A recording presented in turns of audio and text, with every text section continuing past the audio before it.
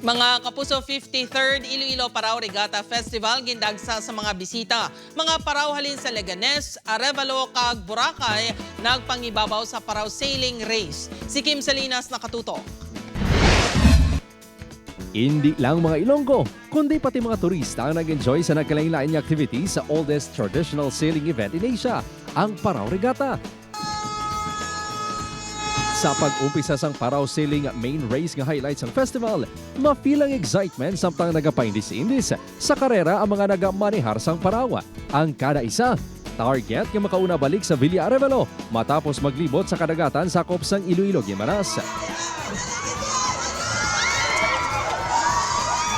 Kasi isa sa atong pangarap man na mag-champion. Lugar na ni-prepara namon para tingwa kami ma-champion. Ang mga paraw halin sa Arevalo, Leganes kag Boracay Island ang nagkampiyon sa nagkalain-lain nga kategorya sa sailing competition.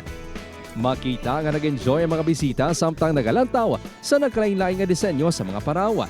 Aga pa kami nagbugtaw just to witness this Parao Regatta, alive and kicking. In Japan, we don't have such a event, so amazing. I couldn't express my emotion. Pagkatapos ng main race, diretso na sila sa mga nagahilera nga lechon nga libre nga matinawan. Ang lechon nila dire, puro mga crispy ang panet. Kag mananam kita nga karne.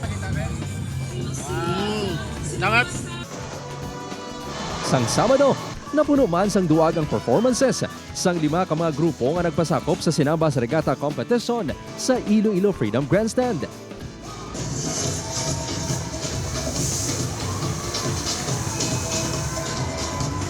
Sa ulihi, nagpangibabaw ang Grupo Ilonggo de Saltores sa Halandoni Memorial National High School sa Sinamba de Regatta. Nagalaom ang organizers nga mas mapanami pa ang festival sa masunod nga mga tinuig. Makita untat, innovate kanami isang feedback sa aton niya mga kasimano mga Ilonggong. Upod kay Romel Porquia, Kim Salinas, 1 Western Visayas.